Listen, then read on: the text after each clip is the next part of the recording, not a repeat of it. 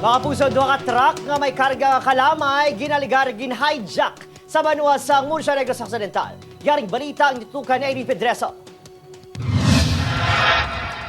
Wala na ang karga nga kalamay sang duha ka truck sang ginbilin kay Inas sang aga sa Banwa sa Murcia sa mga ginaalgar armado nga mga persona nga ginatudlo nga nagpang-hijack sang trucking sang kalamay. Suno sa isa sa mga driver sang truck. Ginasundan siniya ang isa pa kaupod sini nga driver sang ginparahan sang 5 ka armado nga persona. Saka nila, sila na ginabaklid na ko mo, sila na dayon nagdala sa sakyan. Basta gimbilin, bagay kami mga estimate ko, alas 3. Ginapahayag na sa La Carlota City, ginlambatan ang duha ka truck nga gindala sa isa ka lugar. Agot idiskarga ang kalamay.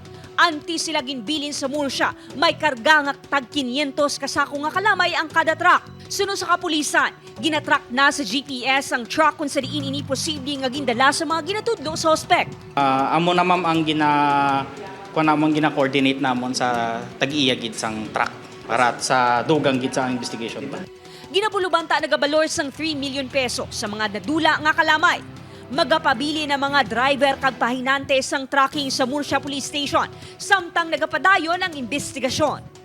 Upod kay Ruel Bangoy ay Lynn Pedreso, 1 Western Visayas.